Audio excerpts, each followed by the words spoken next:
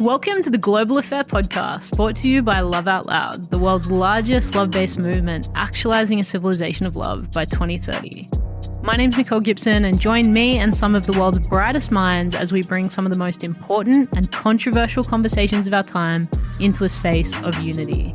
It's important to know that as your host, this isn't about my personal opinion or bias, but rather an opportunity to listen with love, honesty, curiosity, and reveal the true universal experience us humans have amongst the differences. So if you love the show, please let us know by giving us a rating and tell us how to make this conversation easier for other people to jump into as well.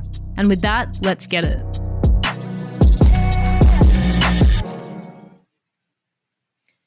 Chris K, welcome to the Global Affair. I know we've now attempted a few times, right? And I think it's worth mentioning because we were just talking about the hero's journey, and this is actually something I'd really want to dive into on our episode today, which we'll get to. But I'd love you to introduce yourself, your mission. Christopher K is a documentary maker, and I'm very excited to share his journey and story with you. But in your words, Chris, how would you describe your mission in the world? Well, firstly, thank you for having me on. And it was a hero's journey in itself to kick off this podcast. We had a couple of technical glitches along the way, but it sort of allowed us to get into a position to get to know each other beforehand as well, which was really cool. So I don't think there's any accidents, which is hilariously ironic going into the topics we're talking about today. A little about me. I basically have been a filmmaker for quite a while now, many, many years. And up until about 2019, I was making narrative features and shorts only. And after lockdown and all that kind of thing happened, I sort of changed my trajectory a little. The last short film I did, which was about to be a feature film, was very much an altruistic piece about homelessness. And once that sort of went by the wayside, I started realizing, are people really going to be as impacted if they watch something fictional and then just go home and go, well, I'm glad that's not my life. And I started looking at what are some of the ways we can integrate entertainment, but to a point of truth and really have a lot more of a voice in it. And basically I'm undertaking my first major documentary now. And that's been a journey in itself because I'm learning as I'm doing it, which is incredible. Massive congratulations. You know, one of the things that really struck me in our pre-chat was your desire to kind of hone in on just how polarized the world is and why it's so important to kind of move beyond that. Would you say that that's kind of core to your intent for this documentary? I really do believe so. I think it's core to a lot of people's work at the moment, to be honest. There's a real push in that direction, and it's sort of taken shape over the last 4 years. And, you know, not to gauge anything by there was a turning point in 2020, but there kind of was an acceleration of sorts. And I think it's pushed people into a bigger sort of thing of getting into their discomfort and finding what they really want to do and what their purpose is. And when it becomes a thing of wanting to help other people or bring something to the world that comes from a really loving place or from the heart, it's really just one of those paths that when you start walking it, you realize how challenging it is along the way, but also it sort of points you in the direction. It's like the universe has got you and it starts taking you there to a degree. So in the last few years, I've seen that shift. It's really pushed into an area where people are, I think, are questioning the world around them. There's a lot of people that are kind of realizing that everything that they believed in may not be exactly what, you know, it appears to be. And it seems to be the fall of an empire of sorts. And I think with that comes a lot of a shake-up to a lot of people. And some stay in that zone. And if that's what they choose to do, that's okay. But I think when it comes to content and creation and things like that, I really think that we've got, well, I can only speak for myself here, but I think that's a responsibility I've got to bring to it, where it's like this has got to be for a purpose that's bigger than myself, and it's got to be about humanity as a whole. Oh, I love it so much. I can't wait to kind of dive deeper into these themes. But I want to stress this to the listeners. You know, what I sense in what I know so far about you, Christopher, is this is going to be a very dynamic conversation that challenges the listeners to look at maybe the areas of their own life where they've taken a side and othered, whether it's people they love or maybe total strangers, and invites them to maybe actually start to look at the fact that every time we point a finger, there's three pointing back. And I think this is honestly such a poignant conversation right now. I obviously live in the United States, right? And for anyone that either lives here or is following what's happening in the States, it is a crazily polarized time. And I really agree with you that there was this catalyst in 2020 where we had to make kind of an individual decision at scale, at mass, every single person, because I reflect on COVID as one of the only times in recorded history where we experienced something completely together as a world. Like, not even world wars were a completely unified experience. And so we got to see these camps of people that responded to it in fear-based anxiety, and people that responded to it, and it was kind of the threat, I think, for many people, truly the confrontation with morality. And for other people, it sent them in the opposite direction, more towards, I think, openness and gratitude and love. And I think that was a very, very interesting thing to witness. But one of the things that I found so interesting about your reflection was the admission of, well, yeah, there were two camps that were created, and I myself kind of chose one of those camps. And the humility it takes to kind of come back around and think, well, it doesn't really matter what side of the coin you're on. Actually, we're dealing with the same coin here. Totally. And there's a big look. I've had to get humbled massively a few times, because during that whole process, and I think everyone's journey on this is different. Some get there quicker than others. Some have been there since the 70s probably, and we just don't know. You know what I mean? They may have been aware of it, which is a hell of a burden to live with for many years. So it's a thing of looking at the contrast when there's a big separation of sorts and people start having that divisive nature. If you go into it from a point of putting yourself in a hierarchy above another group of people, no matter what the group thinks or feels against polarizing your view, you're participating in the segregation. So you're basically coming from a point of, you're this, I'm that. You need to listen to me. I'm right, you're wrong. And I participated. I'm not ashamed to admit it, but it's like that came from very much a point of anger, which is basically another byproduct of fear. And fear is that main thing where people go, oh, I was angry, I wasn't scared. And it's like, yeah, it's kind of in the same ballpark. You know what I mean? It's all part of that same umbrella. And then when you get to a point where, like you said, one finger pointing out, three fingers pointing back at you, and you actually have to look inwardly and see what that's actually doing and what it does to your nervous system as a result, and all these flow-on effects that will happen in your emotional state and in your other state. And as soon as you start to move away from that and really go into that mindset of, oh, it's about actually understanding and coming from a point of compassion and being there, whatever that means. It might be with your family members, it could be on a grander scale, it could be amongst your work people, could be anything. But it always has that same kind of formula to it. That's how it always has. I've seen it. And it took me a while to get there. And I'm sure I've still got a journey to go. Because like currently it's like, you always think you know it all until you don't. And then it's like the more you know, the less you know. Yeah. It's such a hard thing to do for so many of us though, right? To really look in the mirror and sort of admit that we could be wrong. Admit that the way that we've viewed a situation, perceived a situation, acted in a situation, the stance we took, that actually, we were wrong. We could have potentially done better. We could have acted with more kindness and more compassion. Even in your experience now creating this documentary, what have you found, what have you found in that regard? Why do you believe it is so difficult for us humans to surrender that need to be right? What lives behind that? What vulnerability is there behind that?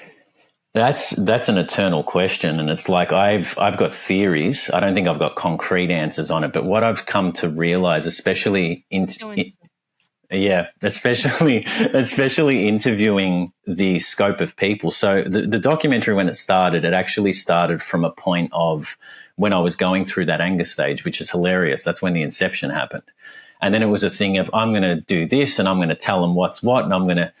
And then that sort of died off, and I took a detour for a while, and I had like about a year and a half to really reflect on it and take a different shape. And then once I started getting guests that I just knew that they were perfect for it. And this goes from people who are in science, that are like neuroscientists, and people who used to be scientists and left that field and they're now hypnotherapists, trauma counselors, what it does to the body, all these kind of things. And I've expanded and expanded. The whole conversation of the specifics of 2020 is actually not even there anymore. And what I started realizing the more I got into it was, wow, we've been hurting for a much, much longer time than the last 4 years. This is ongoing. And what the humbling factor of it all is the more I learn as I'm doing this, because as I interview each person, and each interview goes for 4 hours, and they're just brilliant people and they've got their niche. And I feel like that's what's missing from so many documentaries, is the exploration and not being scared to actually raise more questions than provide answers. So as soon as you're providing answers and saying, this is what I want to make, I know everything, and now I'm talking down to you like I'm on a pedestal, I think you've lost already, because it's like you're in an echo chamber, because the only people who are going to listen to that are people who understand where you're coming from. But I go into this now. With you. Yeah, oh, totally. And I go into that space now with, I can't go into judgment mode. I can't even have preconceived notions. I literally have to be as neutral as possible and open to everything being said, because as you know, Nicole, even with your own work, it's the best kind of creativity comes from a point of curiosity. It's always the first step, is you're curious to know something to grow, because that art is your growth corridor too. And as soon as I've seen people talk about it on every level, I realized, wow, there's a handful of people where I could speak to them and probably get through with certain points, and then I can learn from them too. But there's a whole million different individual expressions of consciousness out there. It's like it's one uniform consciousness, but we're all individual expressions. How do you reach these layers? And then I thought, well, one person in this interview will reach this person and maybe plant a seed, and it might germinate next week. It could germinate in 10 years. And it's more open to the thing of turn that camera in on yourself at the end of this and actually ask the questions and adapt this to your own life. And I think it's once we get the tools to be able to do it, then we're okay. And bringing it back to your question, it's having the tools and to be able to go into that space, because it's a terrifying space to go into sometimes, to actually be self-critical and look at every single factor of everything. And as soon as people do that, they might be in a job where they don't have time to think, and they work 7 days a week to feed their kids, and they're a single mother or whatever it might be. And as soon as you can get through that point to make everyone just take that reprieve and go, remember who we are, remember what we're meant to be doing, and not being this product of an external environment, I think that's when you sort of can be on your way. But it's such a hard question to answer in one sentence. So I'm sorry I took a detour on that one, but yeah. No, there's so many, I think, valuable themes in there, right? Like the reflection around our unwillingness often to go to places that we would deem self-critical.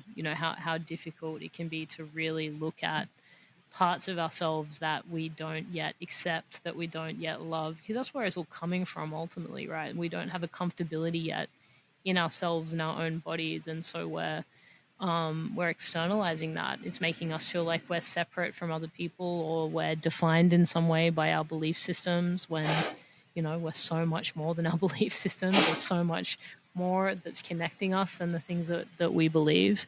But the question that really comes up as I'm hearing you reflect on this is your journey through this as a documentary maker, in spending hours and hours and hours now listening to people.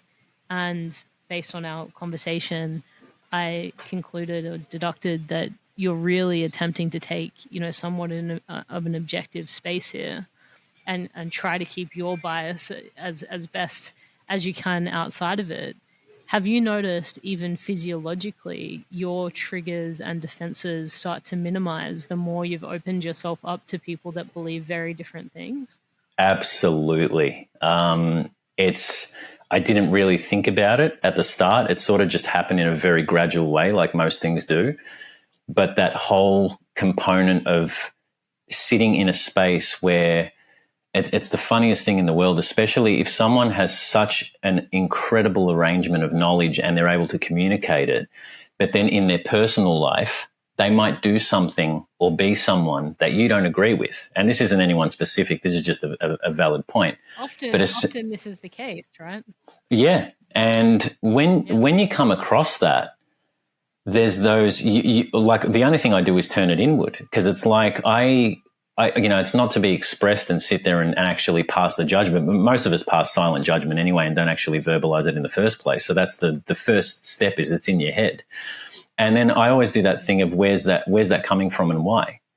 And it's like, obviously we're a product of our upbringing, and there's generational trauma passed down, and there's things that are stored in your body that you're not even aware that you're carrying, that, could be incidents from your teenage years or anywhere else. And it gives you this structure of what things should and shouldn't be. And then what you realize, and this is what I realized personally anyway, after digging through this for a while, how much of my programming actually came from external sources was incredible. And I think it's the percentage was so alarming. And I got raised on films. I was a film head from a very young age. My parents showed me a lot of old movies when I was really young, and I had this massive knowledge of cinema. And then the more I've looked at cinema now with a magnifying glass and different goggles, and I realized, wow, they really sell you some stuff. They sell you the love story of the person always gets the other person, and then there's always the hero's journey arc is there. Fairy tale every time. Come on. Totally. And then we adapted, and it's and it's not to say that, it's not a thing that we should look at and revere as something special as well. But it's the expectation that's there is where that imminent failure happens, where it's like you're expecting it to be a certain way. You're expecting people to think or act. And then you realize, wow, I'm expecting them to think or act like I do and what I would do in these scenarios.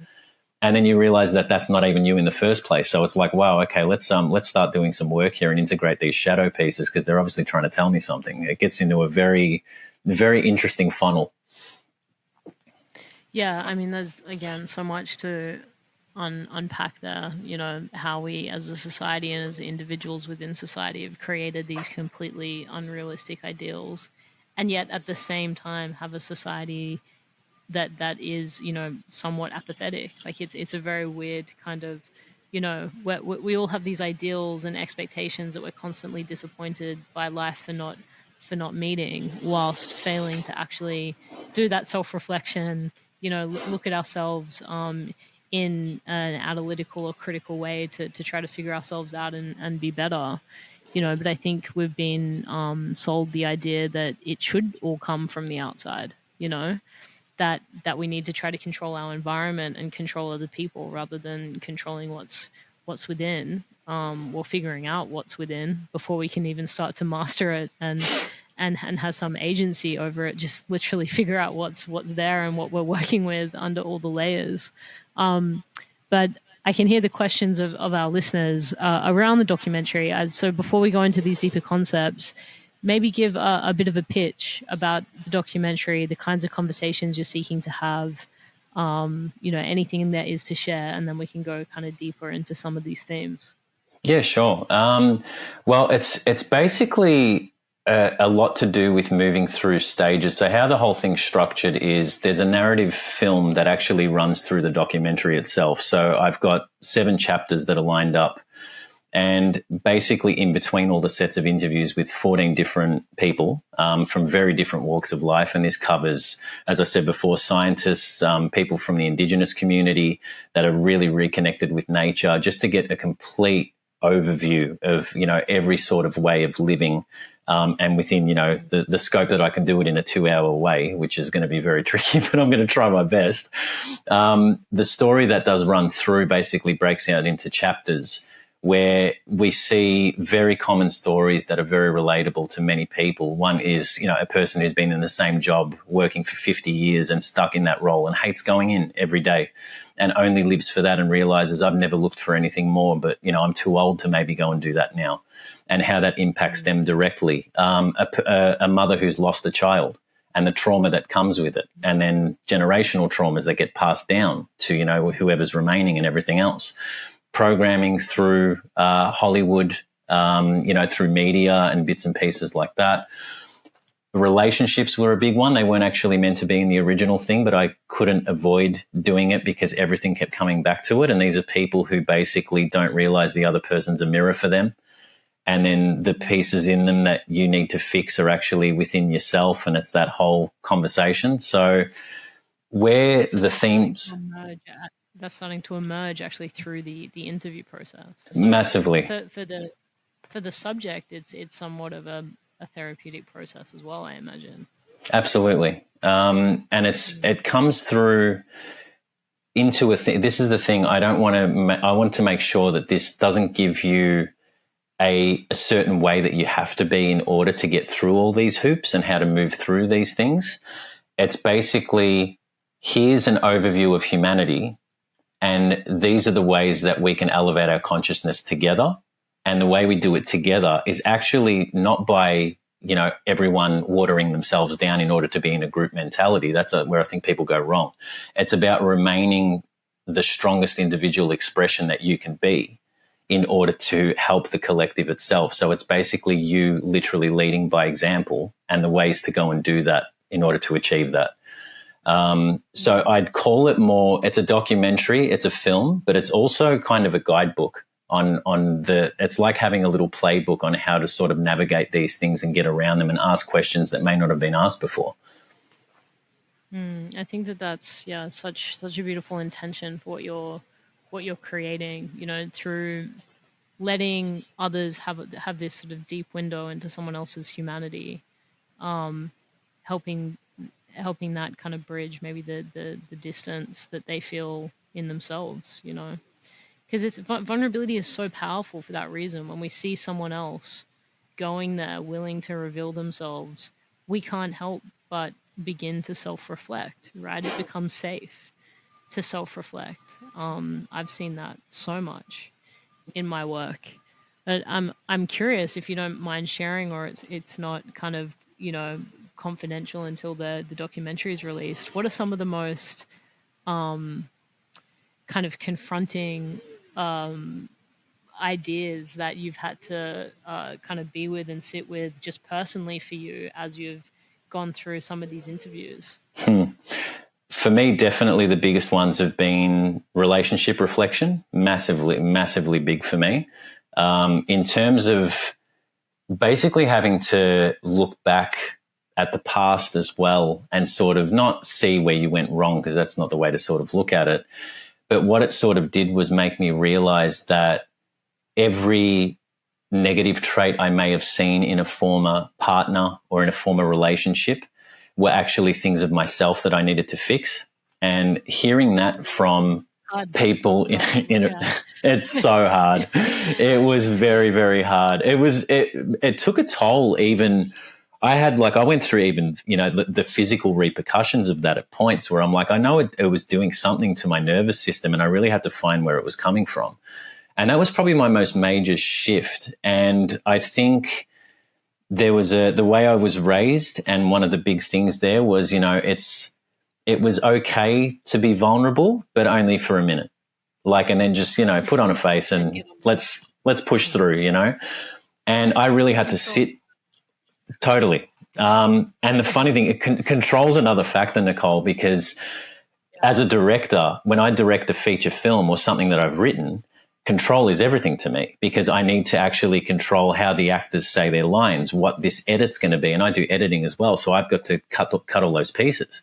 Then I've moved into a documentary space where I'm like, I don't know what's going to come out of your mouth. I have no clue.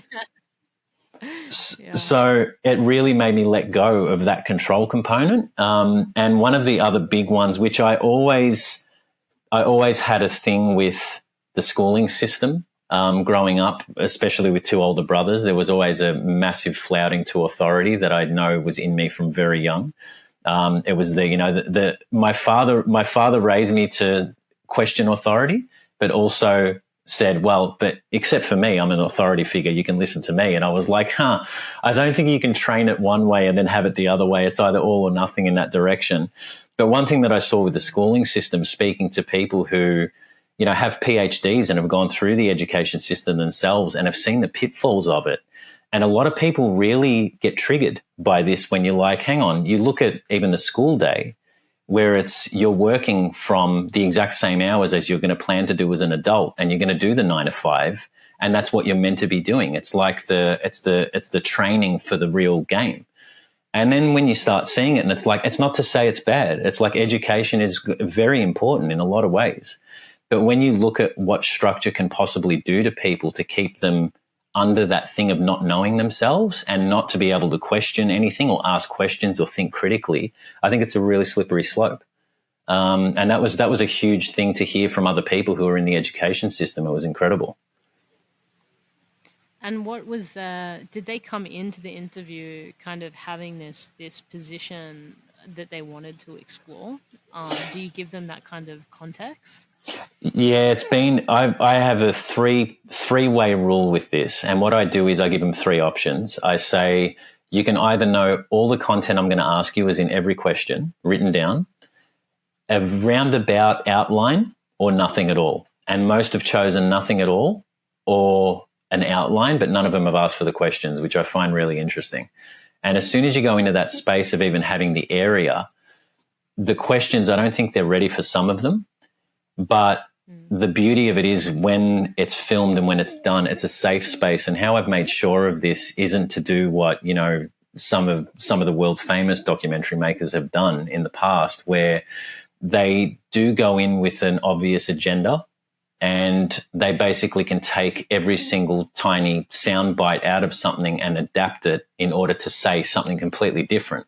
And I've actually put a disclaimer in writing to every single person I've interviewed where nothing you say will be taken out of context, and you're able to review your own words before it goes out. And it gives them this incredible safe space to speak totally from that sole point. And it's really, you see it coming through them like a download rather than filtering it through the brain and the mouth as they say every sentence and being careful what they say, which I think is really powerful. Totally. Yeah. What's the most confronting question you've asked so far to one of your guests? What you would deem? There was one in particular. It went a direction I didn't think it was going to go. And I only changed, it was the 3rd interview I did. And I asked, we had a whole section on trauma. And for some reason, this question actually, I didn't have it pre-written beforehand. It just came to me as he was speaking. And I ended up asking, on a personal level, what was the most traumatic thing you've ever experienced? And it was a really hard answer to hear. I won't go into the ins and outs of it because it was quite a personal thing, but it brought up a lot of tears, a huge emotional tidal wave that he hadn't really spoken about before publicly or to people in a long time. And it was regarding something really, really hard. It was a death. And to see that come through, it was confronting, and I thought, wow, it was heavy to watch. And we asked him if he'd like to stop, and we don't have to do it. And he was like, no, if there was ever a place where I was able to get this out, it just feels right to do it now. And he stepped into it, and at the end of the interview, he thanked me for the question. And I just thought it was just such a powerful place. Now, if that doesn't make it in the film, that's still an impact enough. Like that's changed him.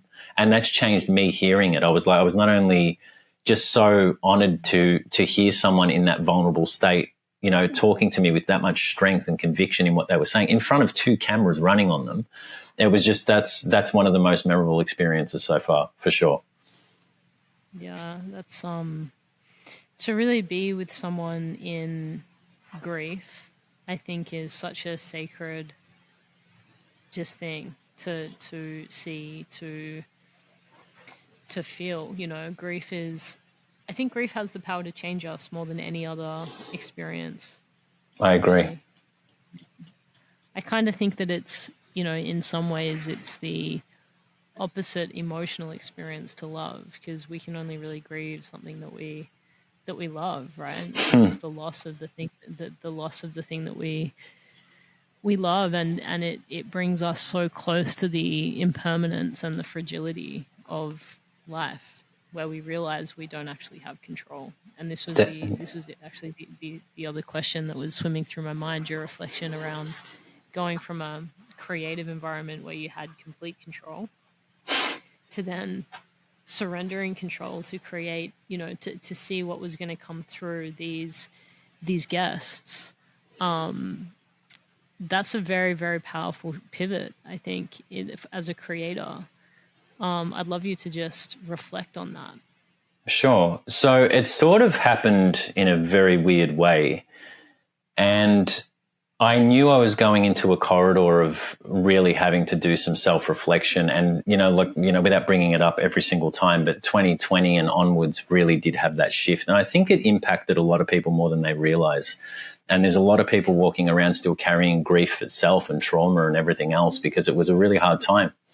And the world could feel it. You could feel it on a grander scale. It was definitely something very large, and it reminded us that we are all interconnected, and everyone's feelings and emotions are actually on a very fractalized level all the way up the ladder. And I went through. I started in 2021 with a very rough outline, and then I thought, wow, I've really got to implement trauma into this and some real things about heavy loss and grief and how that impacts the average person and what it does to the soul and everything else and the heart. And then I went through the most traumatic experience of my life for a year and a half where I was really unwell for quite a while. And I went through a lot of hard it was the hardest corridor I've ever had to go through. And I hung up everything. And what I realize now in the aftermath of it is, firstly, I'm glad it happened, which is insane to say, but I actually am happy that it did, because it's put me on a path to a lot more strength and understanding about myself. And also what it did was it redirected me into a point where I'm like, I think I need to use my creative gifts not only to help the world, but to help myself. Because if you don't help yourself, you're no use to others anyway. So it's like you have to actually do, and if I can do both at the same time, fantastic. And then where it sort of led after that was I really saw in hindsight, after learning and doing all this research into building this work, that the illness that I went through was actually grief. It was loss, and it was the impact physically on my body and everything else that had happened. And, like you said, the opposite of love, being grief, absolutely. And I think it's in that same family with fear, and they sort of they go together. And what ended up happening was I saw, in hindsight, I was able to see everything with just perfect vision and look at it all and think, okay, so where this has led me is basically to a point of realizing that my old self has died. Because when you're unwell, you're trying everything you can to claw back to a former version of yourself that you cannot possibly be anymore. And when you see that path and you're fighting like crazy to go back to how you looked, felt, whatever it may be, I just think it's a recipe for disaster. You're swimming upstream, and it's a really hard way. And as soon as you learn how to get in flow again and rebuild a better version of yourself and move into that space with courage, that's where it led me to do this, that's where I knew I wanted to do it. And it was a thing of, I have to release control, because all I'm trying to do is control getting back to a former version of myself, or control the illness that I had, or control this. And then with the project, I was doing the same, and with my work. And I'm like, I've got to let go on every single layer to see where this leads. And it led to the best place possible, because the universe caught me in its hands, and it keeps doing that every time I have faith and let myself drop. Whatever you want to call it or whatever you want to reference it to, it's got my back. And I just feel like, that's when you're on your correct path, that's what happens. It does have you. This is such a powerful message, I think, coming back to the hero's journey, like this process of initiation, right? That when when I'm running events, I work with a model called Rite of Passage, which mirrors the hero's journey in a lot of ways, but it's kind of categorized in three parts: the separation from familiar, or separation from the comfort zone, the liminal space, and then the reintegration. And the liminal space is when you're basically, going through this passage that you're describing, where you're not who you were anymore, and you're never going to be who you were again, but you're not yet who you're becoming.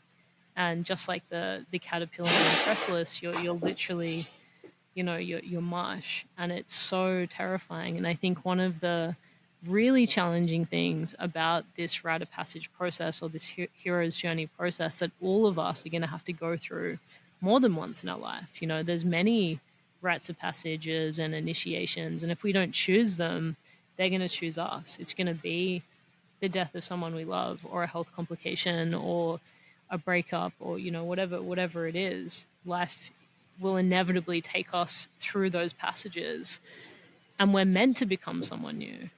But so often the sort of societal echo when we're going through those moments is, oh, Chris, we miss the old you. What happened to you, mate? Where did...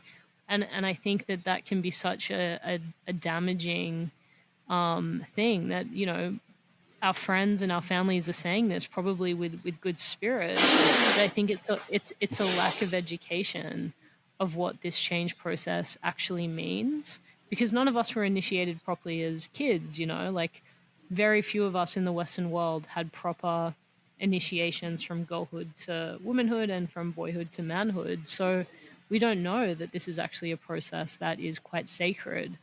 And we need to be able to hold those in our lives that we love, that are going through that journey in liminal space, with tenderness, and to appreciate the vulnerability, and to not impose our opinions, because that's the time for that person who's going through that to actually get to decide who they want to be next. Yeah, I completely agree. And that you learn a lot about other people too in your life when you go through those things. But then you also get the opportunities to throw the ladder back. And because we're in that student-teacher philosophy constantly, and it's like you're either always learning or teaching, as soon as you go into that space of having gone through something, and then you're much more primed to be able to see it in other people. And when you see that, you've got two options. And one of the bad ones, which comes straight from the ego, is to say, oh, I've been through this. It's not yet, you'll be okay, pat you on the back. It's like their journey's totally different. They've got to go through their own motions. And much the same as in a therapeutic sense, they've got to come to their own realizations. It's like they have to actually face this themselves. They can't be told. Now, there's assistance. You can go and get help if you need it. I went to people who were incredible for me. And it was what aligned at the time. And I had to really, hang up a lot of preconceived thoughts that I used to have and step into that new version. But people around you, and I really feel that, and this isn't an insulting thing, but I do see this as a really normal human thing, is the statement misery loves company is a very true thing. And when you see that people want to pull you back into a black hole rather than pull you out of it, even if they're in one themselves, it just says so much about their character and who they are as people. And I'm very, very blessed to be able to see both sides of the coin there. Like, there were some people that just still to this day don't understand what metamorphosis I went through and what I have to do to adjust. And then there's the ones that do well, I love you and I don't get it, but, it's like, do your thing, and, you've got my support, and it's cool. Yeah. And then with that, I think even comes new relationships with people. You start opening up to different groups and stuff, because most people, let's face it, they get to an age in their life, they're not taking out classified ads for new friends anymore. They're done. They're like, the book's full. You know what I mean? It's like we're not open to anything now. It's like this. I've got 5. That's it. That's yep. And they set it and they max it, and that's it. And I look at that as at one point in time, I think I did do that for a very short stint. And I've had some friends I've known since the age of 6. I've had very long friendships with some really beautiful people. It's one thing that I know is my highest blessing in life, is I'm just surrounded by great friends. And then looking at it as a thing of who comes and goes and who you can't talk to, and just to bring it slightly back to the project, it's meeting them where they're at. And I think one key word that you said before was reintegration. And that's one of the most key components of that hero's journey, and something that I really want to make the forefront of this whole documentary is it's all well and good to go and work on yourself, to go and do an ayahuasca ceremony, to go to church, whatever you need to do, right? Whatever you need to do to bring you to a different level, or whatever you want to do. But if you can't reintegrate that into that 3D matrix reality, where you can go into situations that normally used to actually trigger your emotional state, and you can sit there and it doesn't, and you just observe it and let it pass by and all that kind of thing. I think that's the most powerful Zen-like position to be in, rather than we all disappeared, moved away from society, lived on a mountain and there's 10 of us. It's an echo chamber after 20 years. It's like you're all just telling each other how wonderful you are and no one's really growing. And I think growth comes with the hard corridors of that reintegration, and that's the most important part of that hero's journey for me. I completely agree. I mean, what happens, right, when you don't have a proper reintegration is this psychological fragmentation you don't anchor yourself in that new person. And so these, like these patterns, and these places of familiarity of the old self just kind of start to pull at you, but you can't be that person anymore. It doesn't fit. But you're not really standing in that new person, that new identity. I see it a lot with people that are sort of navigating change. I mean, obviously my background was in mental health, right? And one of the stats that used to really just strike a chord with me is 90% of adult mental health challenges are triggered or re-triggered during periods of change, because we don't know how to navigate change. Like, as a society, we don't have change resilience, and that's becoming, I think, more and more difficult the more life becomes convenient. Because change is meant to test us, it's meant to challenge us, we're meant to be uncomfortable during those periods. But the willingness and the resilience to actually get uncomfortable, I think is weaning, and that's something that I really believe needs to be addressed as a society. So I'm so happy to hear that you're doing this, through your documentary and your art form. And there's so many people whose work is leading into that direction as well. And it's like it can come in the form of even being a counselor. It's like, you could be a holistic counselor or anything like that and actually help people through those corridors. And I think everyone's got a part to play. And it's funny, we said this on when we last spoke, but that whole thing of the hero's journey, it used to be that learning curve of that big arc would come once every 5 years, and you'd have a real chaotic moment, and then it'd sort of taper off for a while. And we seem to be getting it on a fortnightly basis these days, where it's really in acceleration mode and it's really pushing. And that layer of discomfort that comes with that, I think it's like training a muscle. Like it gets better and better the more you do it, and the more you shy from it, the more you lose that muscle memory, and then it's a recipe for disaster. And the sad thing is, the way everything's structured now, kids don't have the resilience that they once used to be able to even practice or exercise that muscle anymore, which is really sad. Very true. And very, very true. And what would obviously your message, broadly is going to be in the documentary. So I want to talk about, the release and what we need to do as a community to support you to get there. But before that, what would you say, is your biggest message to that point, to our listeners, around comfortability with change? I think it's really hard to give it a broad brush, because everyone's got a different sort of approach that they have to take within themselves. But I really think it's about conquering that first step. It's that, the first step is the journey of 1,000 miles starts with the first step, is always the case. And it's basically start it with taking a minute to yourself. And it's like, just actually look inwardly and take some time to reflect, go away and get some air. And it's like, you look at all the things around you where there are possible excuses to not do that. And you can say the economy is insane, politics is just out of control and it's got our focus, or, it's I've got to work 10 jobs in order to make this week's rent, whatever it might be. But as soon as you pull away from that and you take that first initial step, and the biggest part is not just taking the step, it's actually having the courage to use your throat chakra and communicate it back to someone else. Because when you do that, you're quite surprised at the reaction sometimes. And there's been people where I catch myself now doing it, where I'm like, do I say it? Yeah, they're not going to know.